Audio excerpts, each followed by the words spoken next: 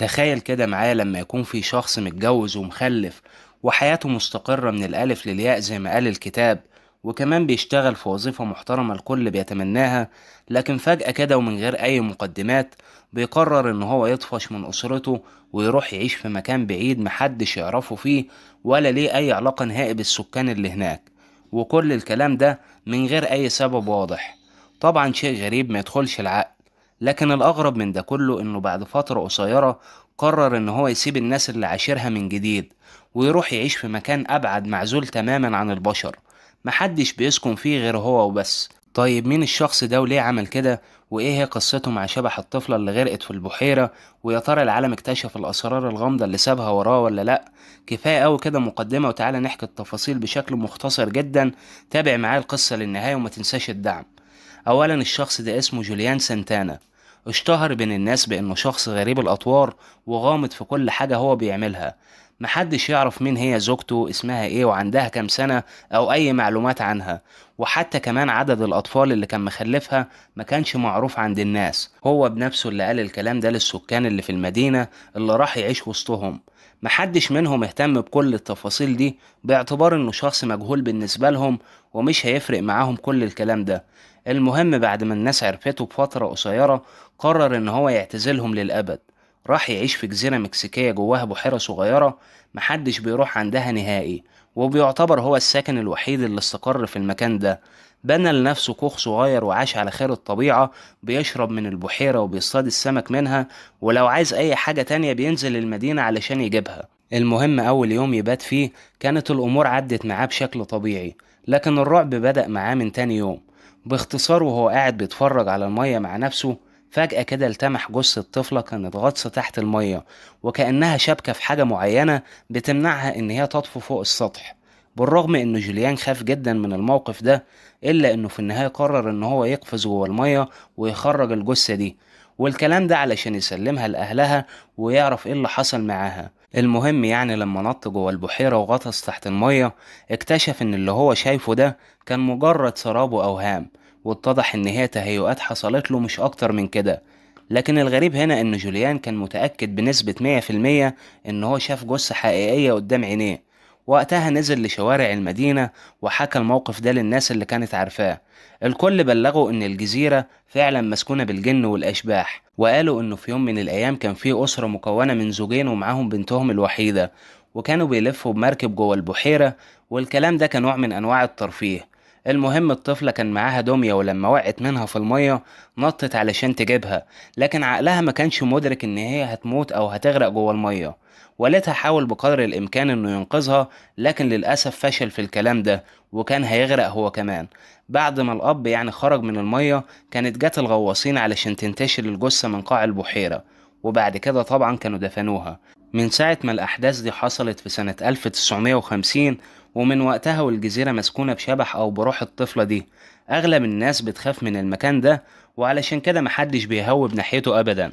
تخيل إن جوليان بعد ما سمع القصة المرعبة دي قرر برضو إن هو يكمل حياته مع نفسه داخل الجزيرة. تاني يوم بالليل لما دخل جوه الكوخ علشان ينام سمع صوت طفلة جاية من وراه وعمالة تكلمه. أول ما لف رقبته علشان يشوف مصدر الصوت اكتشف إن مفيش حد موجود حواليه أبدا. فضل قلقان ومتوتر شوية، لكن في النهاية قرر إن هو يكمل النوم ويتجاهل الموضوع كأن مفيش حاجة حصلت. بعدها بشوية سمع صوت الطفلة بينادي عليه من جوه البحيرة: جوليان أريد دميتي، جوليان أريد دميتي.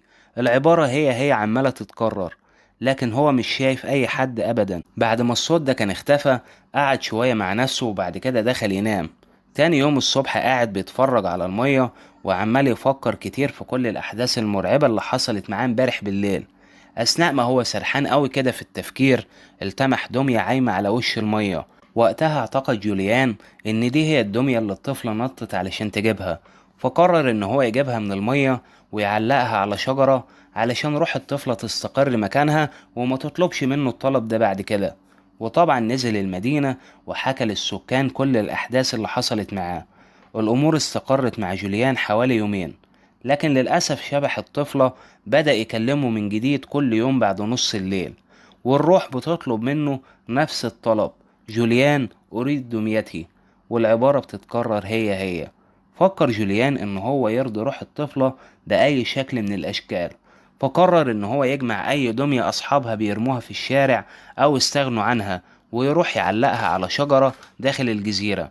عايز أقولك إن هو قعد سنين طويلة جدا في الحكاية دي. كل ما يلاقي دمية مرمية سواء في القمامة أو قدام منزل، يروح ياخدها ويعلقها على شجرة مختلفة. السكان نصحوه إن هو يبعد عن الجزيرة والأشباح اللي ساكنة جواها، ويروح يعيش معاهم زي الأول. لكن للأسف ما كانش فيه أي فايدة من ورا النصايح دي.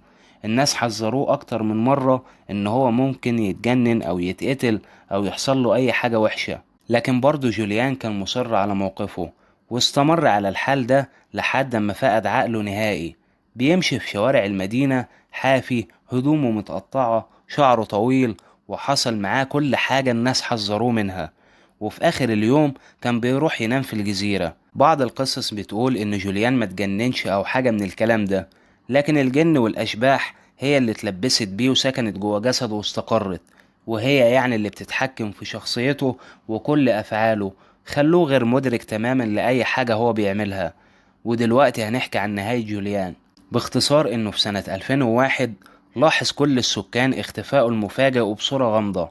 بعدها بحوالي يومين قرروا إنهم يروحوا عند الجزيرة علشان يطمنوا عليه، ربما يكون مريض أو محتاج حاجة يساعدوه فيها. لكنهم اتفاجئوا إن جوليان غرقان في البحيرة، والجثة بتاعته كانت عايمة على نفس النقطة اللي الطفلة غرقت فيها بالتحديد. محدش يعرف ايه الأسباب اللي أدت لوفاته أو إن هو يعني يغرق جوه المية، مع العلم إنه جوليان كان معروف عنه إن هو بيعرف يعوم كويس جدا. طبعا كل واحد كان ليه قصة مختلفة عن نهايته. منهم اللي قال إن هو اللي أنهى حياته بنفسه، ومنهم اللي قال إن الجن هي اللي قتلته، وغيرهم طبعا قال إن شبح الطفلة هو السبب في موته. محدش أبدا قدر يفسر اللي حصل مع جوليان. في النهاية فضل سر موته لغز غامض لحد يومنا النهاردة. وبالمناسبة في أكتر من قصة بتحكي أحداث مختلفة عن حياة جوليان، لكن احنا اخترنا لكم القصة المشهورة وحكيناها بالأسلوب الخاص بينا. بعد وفاة جوليان أصبحت الجزيرة معروفة ما بين السكان وكل دول العالم بأن هي جزيرة الدمى المسكونة، وأصبحت واحدة من أشهر الأماكن السياحية والمرعبة على مستوى العالم. ناس من الزوار أكدت إن المكان فعلا مسكون بالأشباح، وقالوا إن هم بيحسوا إن الدمية بتنظر ليهم بنظرات مرعبة. وناس تانية قالت إن المكان ده هادي جدا ومفهوش أي حاجة تقلق، مع إني يعني بشك في الكلام ده. لو وصلت معايا لحد هنا وعجبك الفيديو، ادعمني بلايك واشترك في القناة وتابع كل جديد أنا بقدمه. ما تنساش أهم حاجة رأيك في التعليقات دلوقتي، وآخر حاجة شارك المحتوى علشان القناة تكبر وأقدر أستمر معاك الفترة اللي جاية. سلام.